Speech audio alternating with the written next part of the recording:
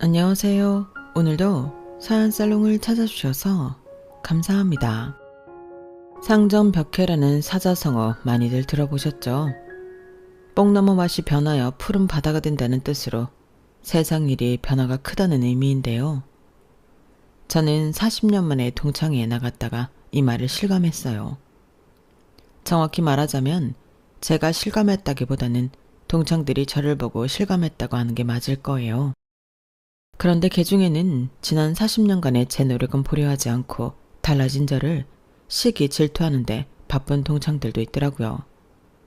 솔직히 그런 동창들이야 안 보고 살면 그만이지만 도를 넘는 행동까지 유하게 넘어가 줄 만큼 제가 성격이 좋은 사람은 아닌가 봐요.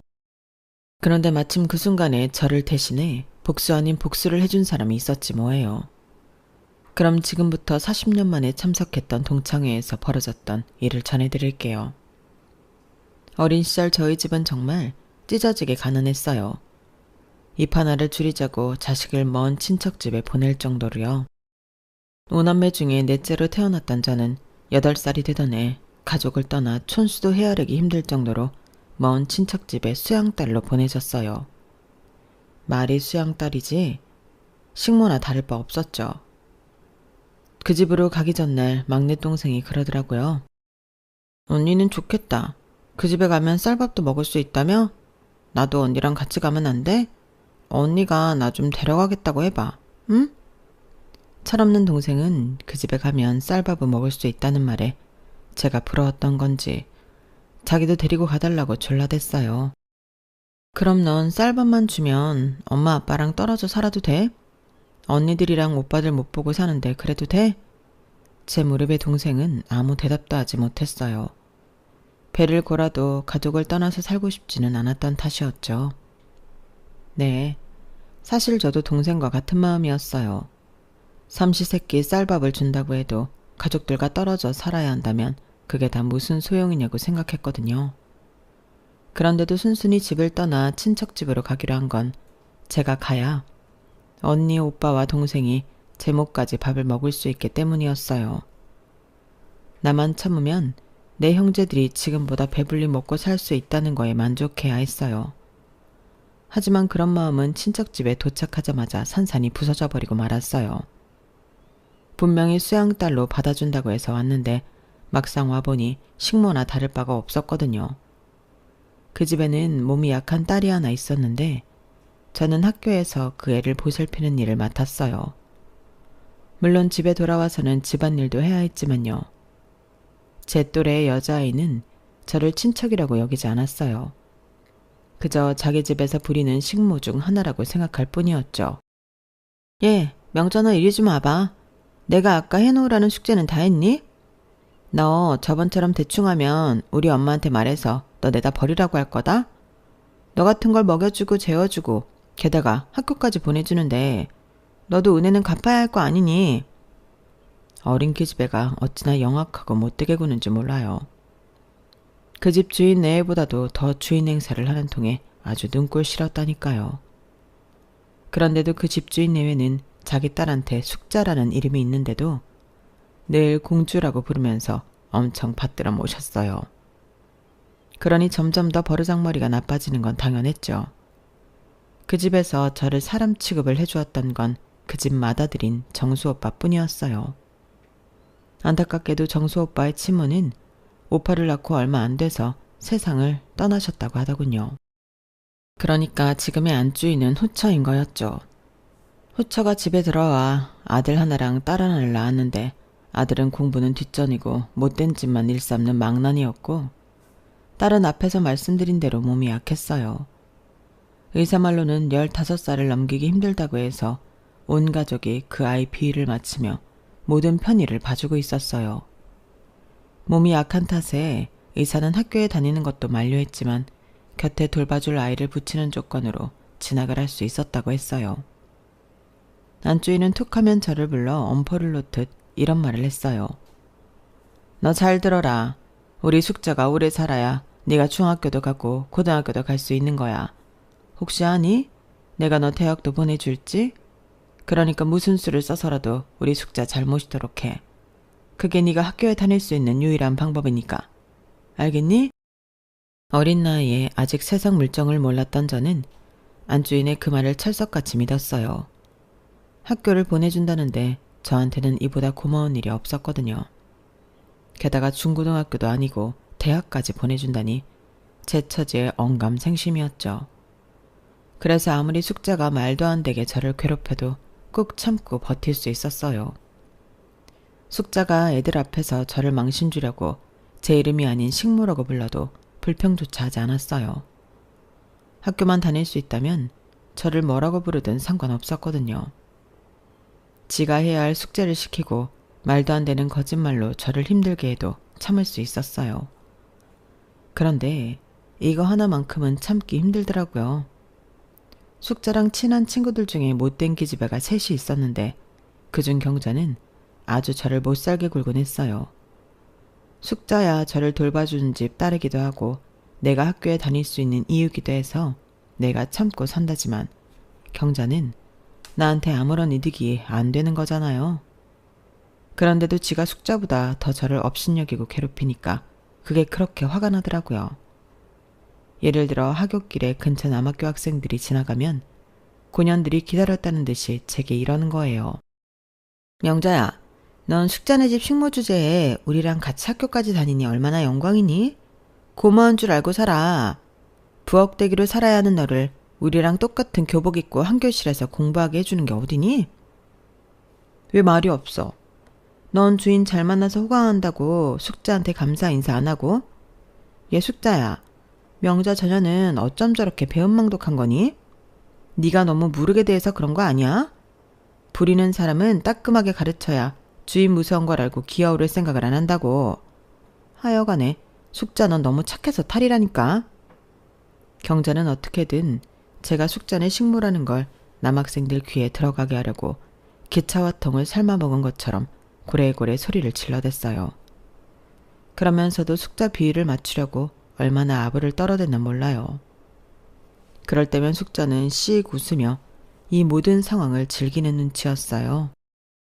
안 그래도 숙자를 등에 업고 저를 괴롭히던 경자였는데 고등학교 들어가서는 더더욱 저를 못살게 굴 이유가 생겨버렸어요. 경자가 좋아하는 옆 학교 남학생이 제가 편지를 보내온 게 화근이었죠. 사실 저는 남자가 뭐고 신경 쓸 겨를이 없었기 때문에 그 편지를 받아놓고는 열어볼 생각도 않고 있었어요.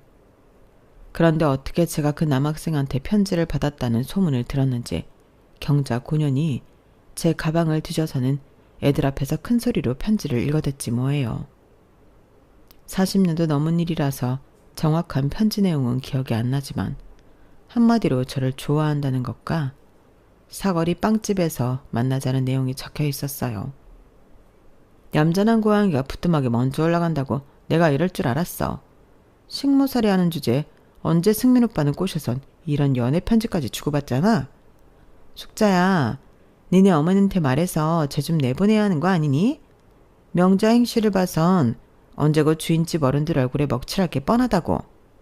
하여간 어디서 못된 것만 배워서는 벌써부터 남자랑 연애질할 생각을 하니? 주체도 모르는 년이 말이야.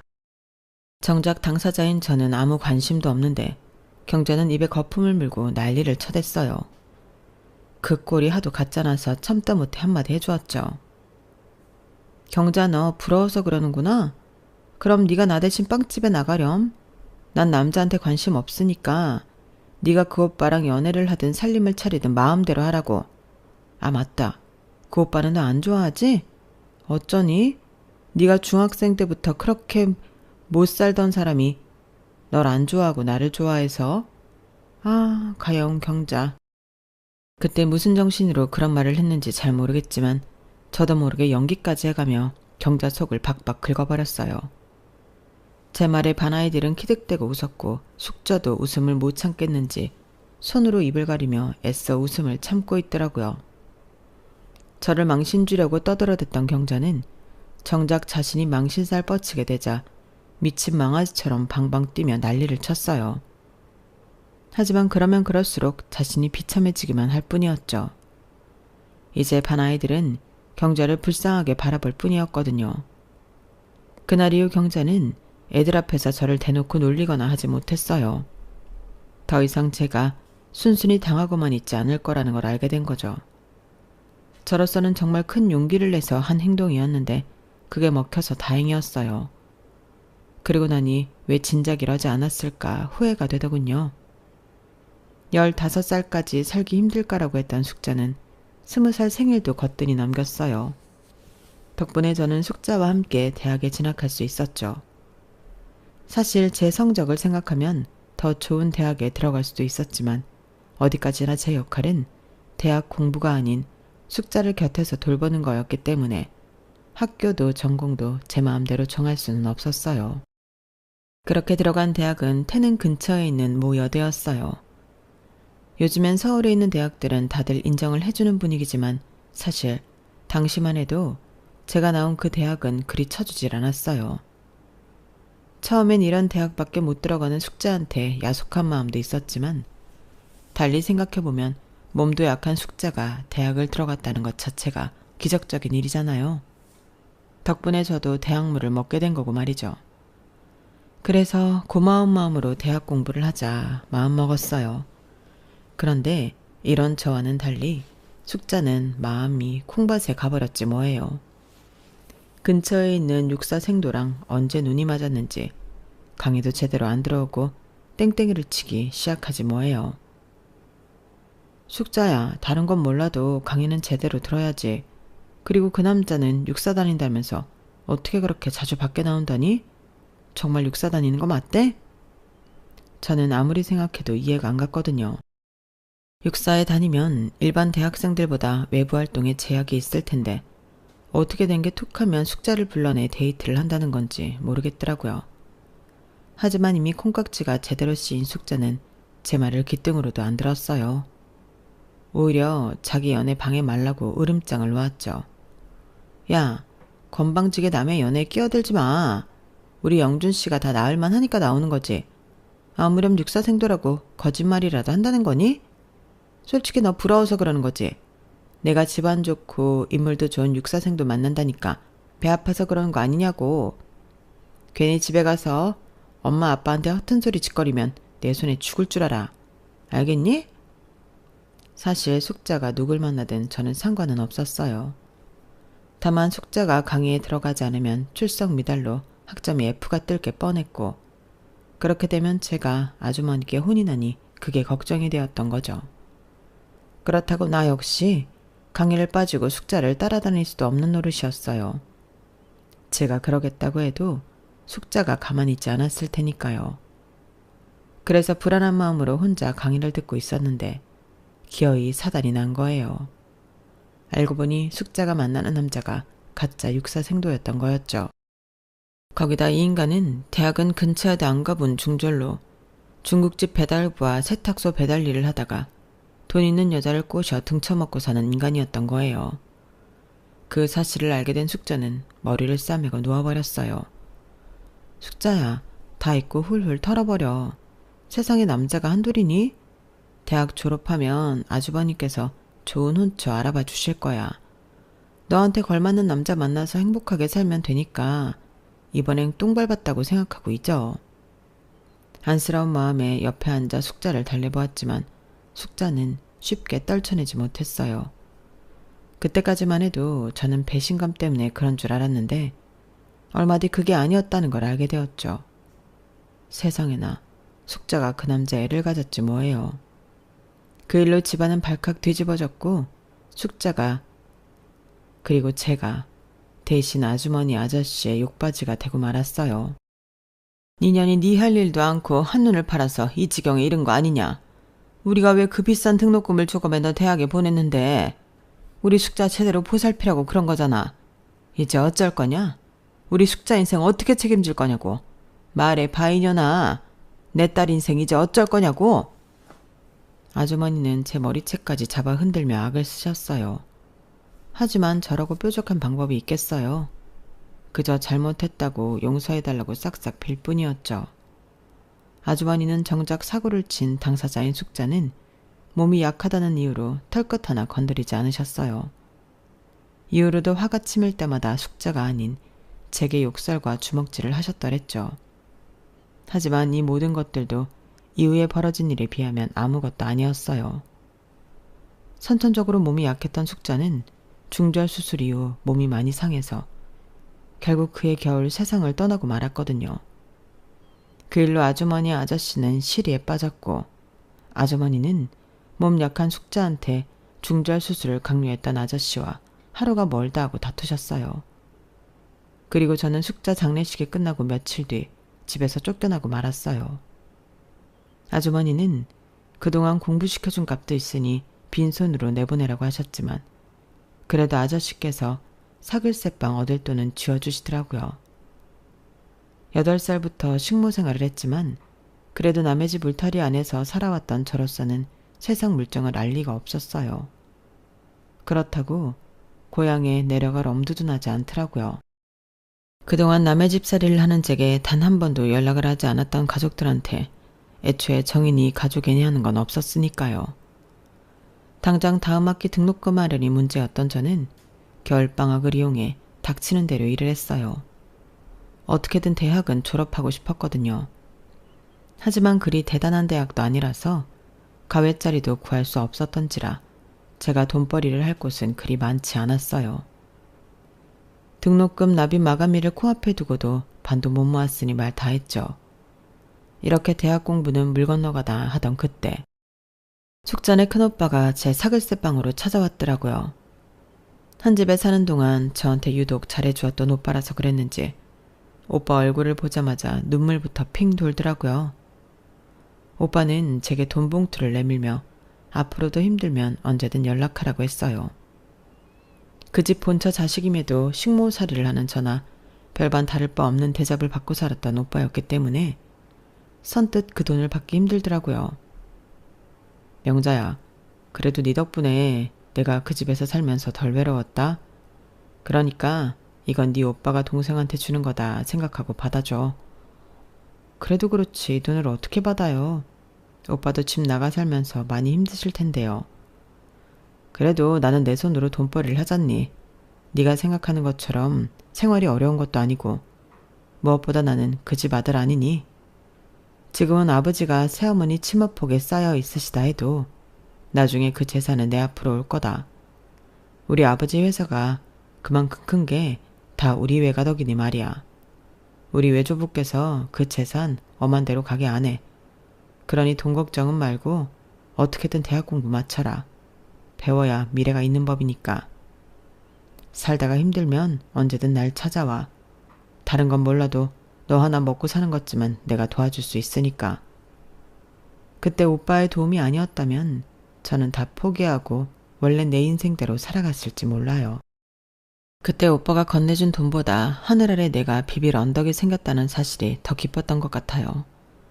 그래서 아무리 힘들어도 쓰러지지 않고 버틸 수 있었던 것 같네요.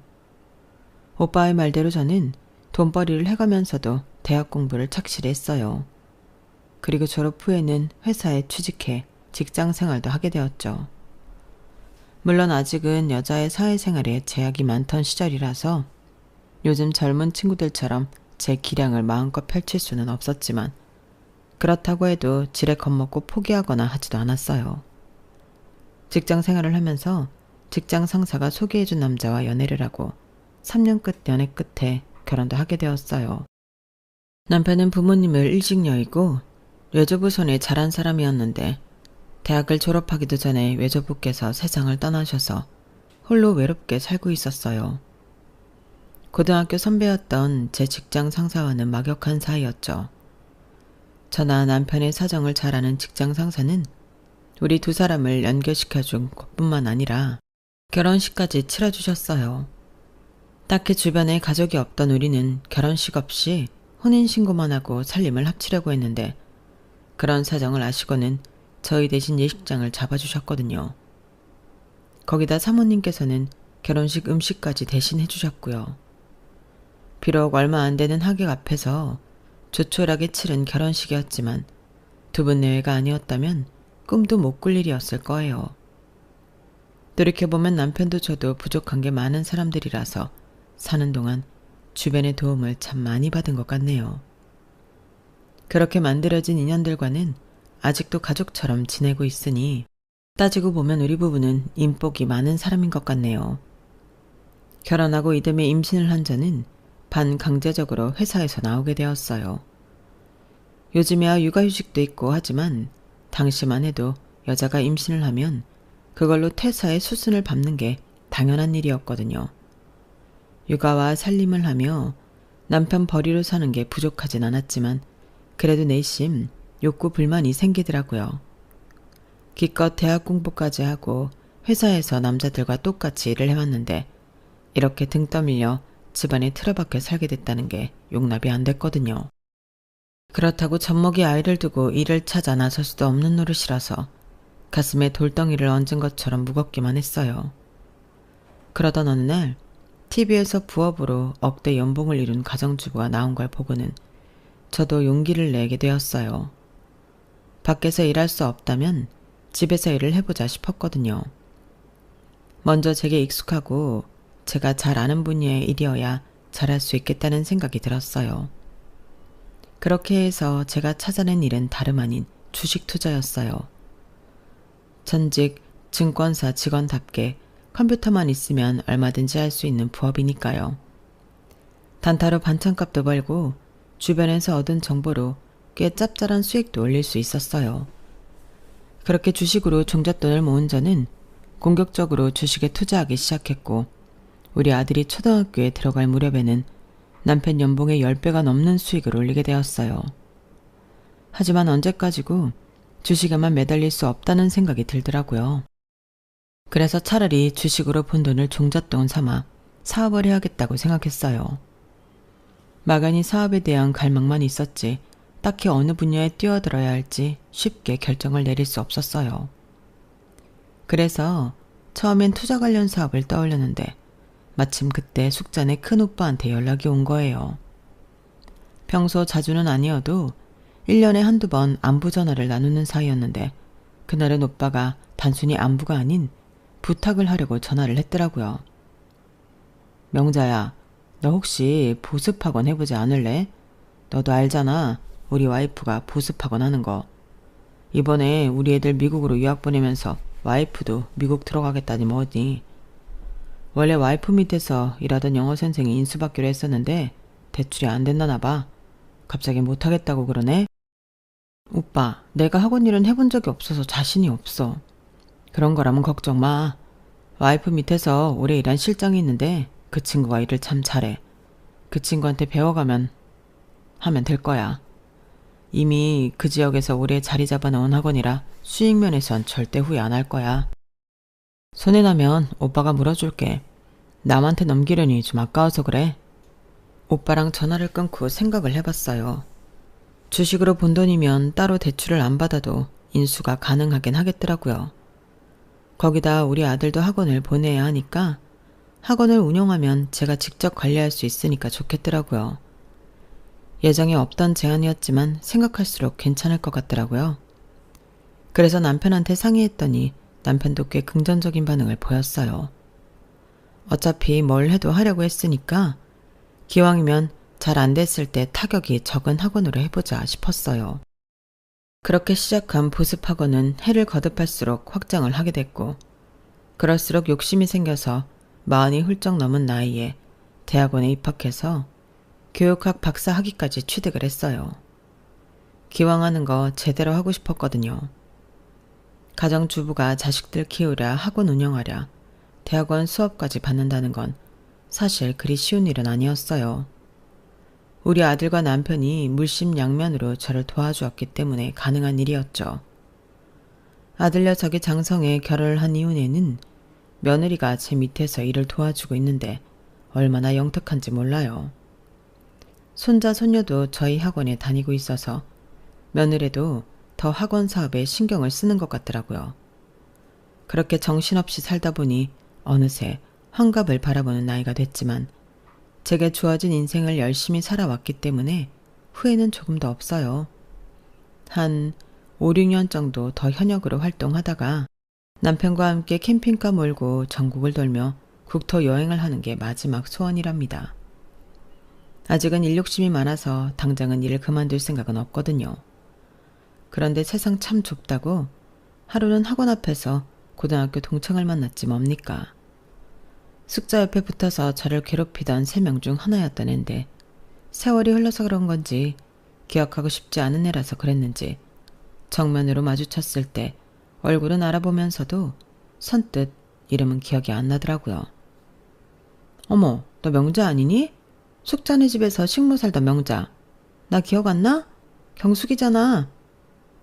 이름을 듣고 나니 단번에 40년 전 그때 경숙이의 얼굴은 물론 그 패거리들까지 죄다 생각이 났어요. 그래, 기억난다. 그동안 잘 지냈니? 뭐 그럭저럭. 근데 네 손자도 이 학원 다니니? 경숙이의 말에 잠시 멈칫했어요. 아무래도 얘는 제가 손주를 데리러 학원에 온 할머니인 줄 알고 있는 것 같아서 뭐라고 대답할까 고민이 됐거든요. 뭐 그렇지. 그렇구나.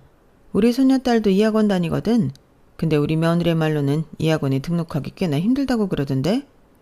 네 손주도 공부를 좀 하나 보다. 우리 손녀딸도 여기 등록시키느라 며느리가 엄청 고생했거든. 아참, 내 정신 좀 봐. 이렇게 만난 것도 인연인데 너 동창회 안 나올래? 여고 동창들끼리 40년 가까이 매년 만나고 있는데 애들한테 네 얘기하면 다들 보고 싶어 할 거야. 다음 주 토요일에 땡땡역 앞에 있는 갈비집에서 12시에 만나기로 했거든. 그날 시간 괜찮으면 너도 나와라. 모르긴 해도 경자가 아주 널 보고 싶어 할걸. 세월이 그렇게 흘렀는데도 어쩌면 재수없는 건 하나도 달라지지 않았는지 잠깐 몇 마디 나눴을 뿐인데도 기분이 확 상할 정도였어요. 그래서 동창회는 거절할까 하다가 이렇게 피하면 더 나를 우습게 알 것 같아서 가겠다고 했어요. 그렇게 시간은 흘러 동창 모임이 있는 날이 되었어요. 평소 같으면 제가 직접 운전을 하고 가겠지만 하필 그날은 3시에 본원에서 입시 설명회가 있어서 기사를 데리고 약속 장소를 향했어요. 도착해보니 예약된 룸 안에 10여 명 남짓한 여고 동창들이 이미 와 있더라고요. 꿈에서도 만나고 싶지 않았던 경자를 비롯해 경자 패거리 중 하나였던 영순이, 그리고 이름도 기억이 안 나는 애들까지 죄다 저를 향해 레이저 같은 눈빛을 쏘더라고요. 어찌나 노골적으로 대놓고 머리부터 발끝까지 살피는지 한 발짝 내디딜 때마다 가시에 찔리는 기분이었어요. 세상에, 이게 누구야? 숙자네 식모 살던 명자잖아. 뭘 또 여기 온다고 그렇게 빼입고 왔니? 하여간에 못 사는 것들이 남들 앞에 보이는 거야 그렇게 신경을 쓴다니까. 숙자 죽고 그 집에서 쫓겨났다더니 어디서 뭐라고 산 거니? 경숙이가 너 봤다고 해서 얼마나 놀랐나 모른다. 난 네가 하도 소식이 없길래 어디서 굶어 죽나 않나 걱정했잖니. 제게 자리에 앉으란 말도 않고 40여 년 만에 만난 동창을 세워둔 채 인신공격부터 하는 걸 보니 경자 얘도 여전한 것 같았어요. 어쩌면 나이가 들어서도 그 모양인지 한심하기 그지없더라고요. 어머나, 내 정신 좀 봐. 얘 앉을 자리도 마련 안 해주고 떠들었네. 우리가 특별히 너한테는 회비 안 받을 테니까 앉아서 고기 좀 먹어라.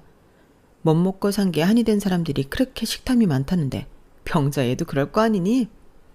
잘 사는 우리가 불우이웃 돕는다 생각하고 밥 한 끼 사주자고. 얘들아, 니들도 동의하지?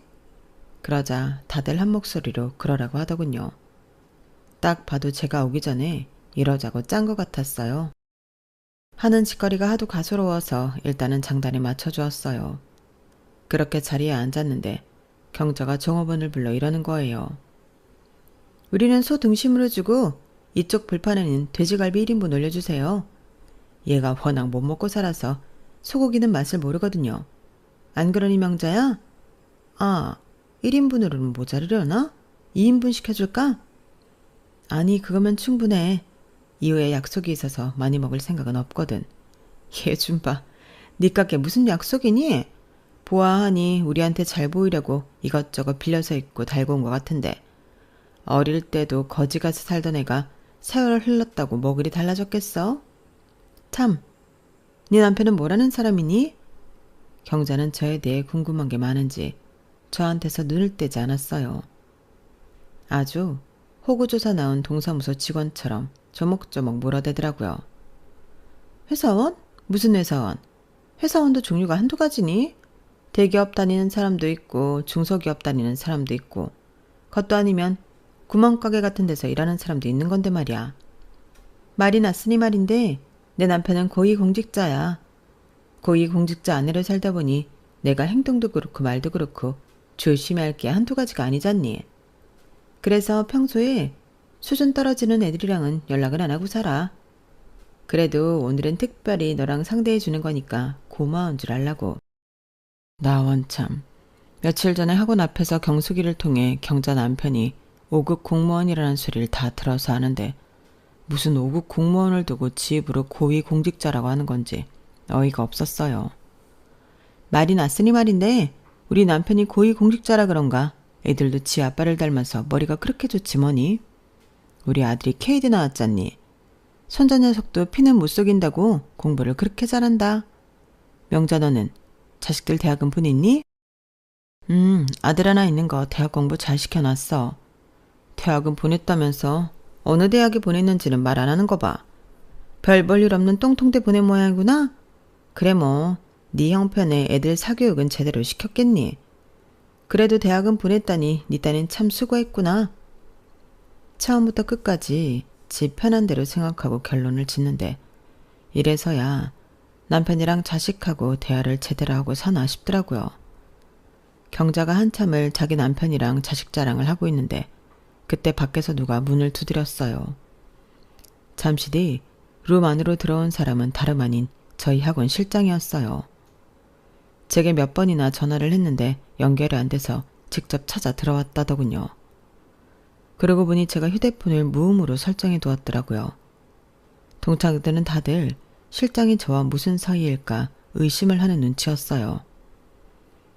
그런데 마침 그때 실장이 제게 그러는 거예요. 원장님, 3시에 예정이 된 입시 설명회가 1시로 당겨졌습니다. 수원에 새로 오픈하는 분원 오픈식이 겹쳐서 그렇게 됐습니다. 미리 연락을 드렸어야 하는데 늦어서 죄송합니다. 그래요? 안 그래도 일어날까 하던 참이었어요. 제가 자리에서 일어나자 다들 벙찐 표정으로 저를 바라보았어요. 특히 경자는 얼굴이 흑빛이 돼서는 아랫입술까지 발발 떨고 있더라고요.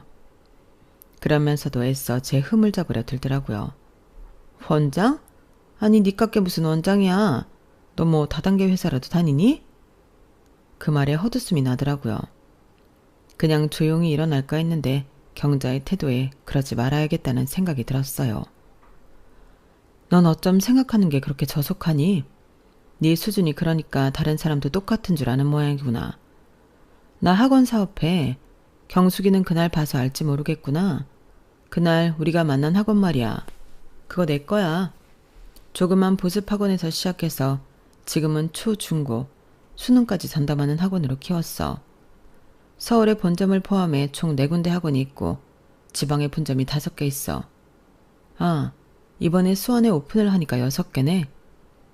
그러자 동창들은 입을 떡 벌리고는 부러운 듯 저를 바라보았어요. 경자는 도저히 믿을 수 없다는 표정이었죠. 어떻게든 끝까지 저를 깔아뭉개려고 또다시 자기 남편과 아들 자랑을 해대는데 그게 참 안 돼 보이더라고요. 네 경자야, 그만 좀 해. 그게 네 인생이니? 네 남편 인생이고 네 아들 인생이지. 그리고 5급 공무원은 고위 공직자라고 안 그래? 급으로 사람을 나누는 게 좀 그렇긴 하지만 말이야.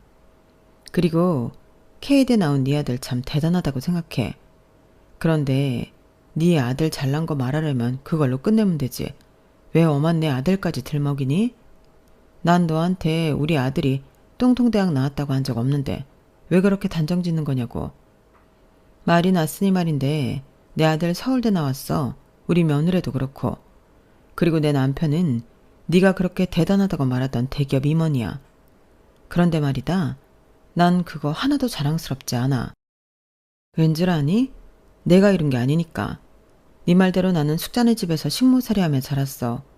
그랬던 내가 대학 졸업하고 대학원에서 교육학 석사, 박사 학위 따는 게 난 더 자랑스러워.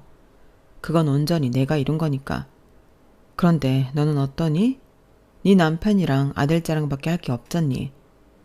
60년을 살아오면서 남들 앞에 자랑할 수 있는 게 온통 남의 자랑뿐인 거잖아. 정작 넌 뭘 했는데? 할 말 없지? 그게 너랑 나의 차이야.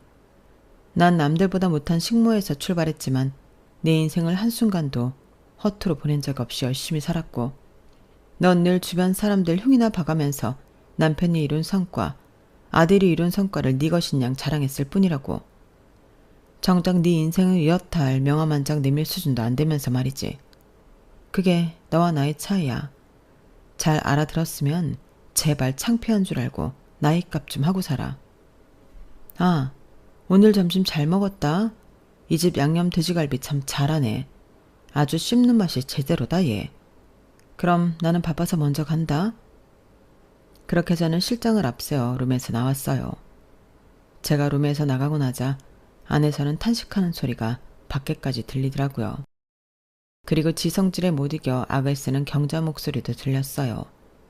그러게 왜 잠자는 사자의 쿼터를 건드린답니까?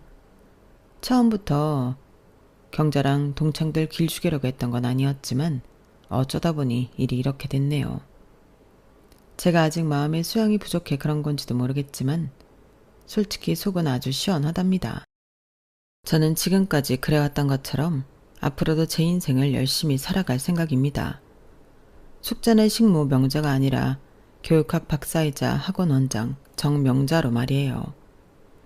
지금까지 제 사연을 들어주셔서 감사합니다. 여러분들도 앞으로 더 예쁜 꽃길만 걸으세요. 여러분, 사연 댓글에 응원과 현명한 조언 부탁드려요.